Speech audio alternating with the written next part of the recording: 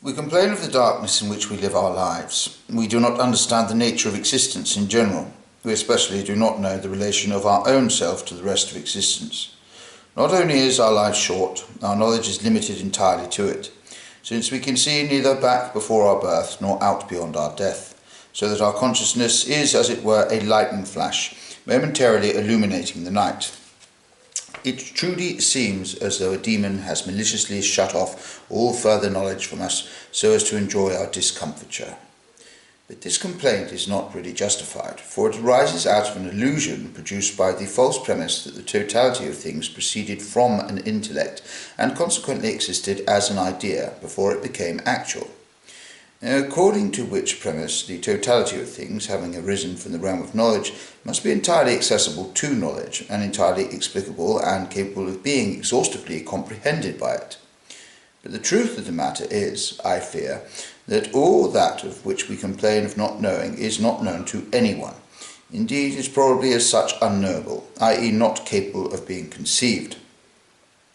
For the idea, in whose domain all knowledge lies, and to which all knowledge therefore refers, is only the outer side of existence, something secondary, supplementary, something that is, which was necessary not for the preservation of things as such, the universal totality, but merely for the preservation of the individual animal being.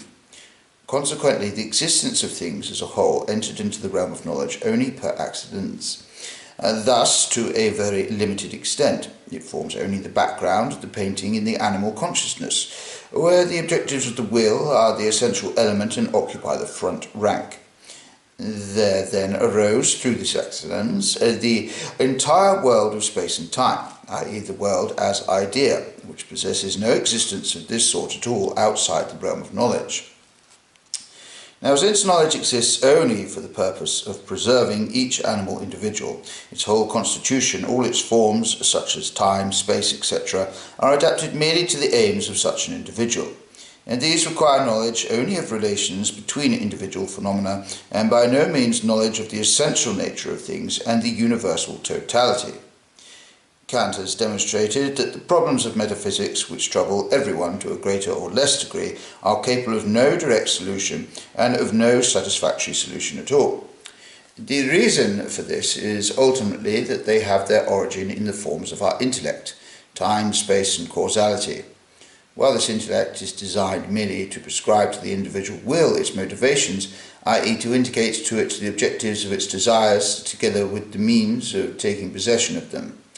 But if this intellect is abused by being directed upon the being in itself of things, upon the totality and the inner constitution of the world, then the aforesaid forms of the contiguity, successiveness, and interdependence of all possible things give birth to metaphysical problems such as those of the origin and purpose, the beginning and end of the world, and of one's own self, of the annihilation of this through death or its continued existence in spite of death, of freedom of will, and so forth.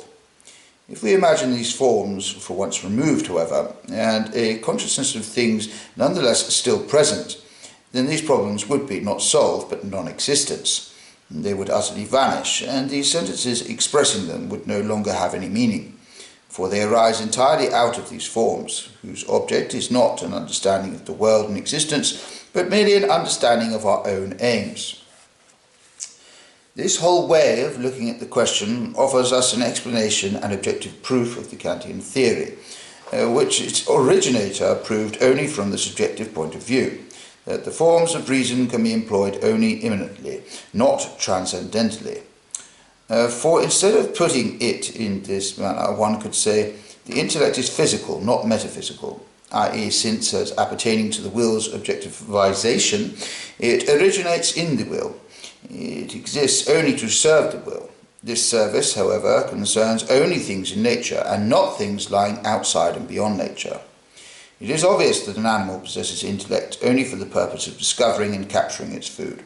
The degree of intellect it possesses is determined by this purpose. It is no different in the case of man, except that here the greater difficulty of preserving and maintaining him and the endless augmentability of his needs has made necessary a much greater degree of intellect. Only when this is exceeded through an abnormality does there appear a superfluity of intellect exempt from service. When this superfluity becomes considerable, it is called genius. Such an intellect will first of all become objective, but it can even go on to become to a certain degree metaphysical, or at least strive to become so. For the consequence of its objectivity is that nature itself, the totality of things, now becomes the intellect's subject matter and problem. In such an intellect, nature first begins properly to perceive itself as something which is, and yet could not be, or could be other than it is, whereas in the ordinary, merely normal intellect, nature does not clearly perceive itself, just as the miller does not hear his own mill, or the perfumer smell his own shop. To the normal intellect, nature appears simply as a matter of course. It is caught up in and encompassed by nature. Only in certain more luminous moments will it perceive nature, and it is then almost terrified at the sight, but the feeling soon passes.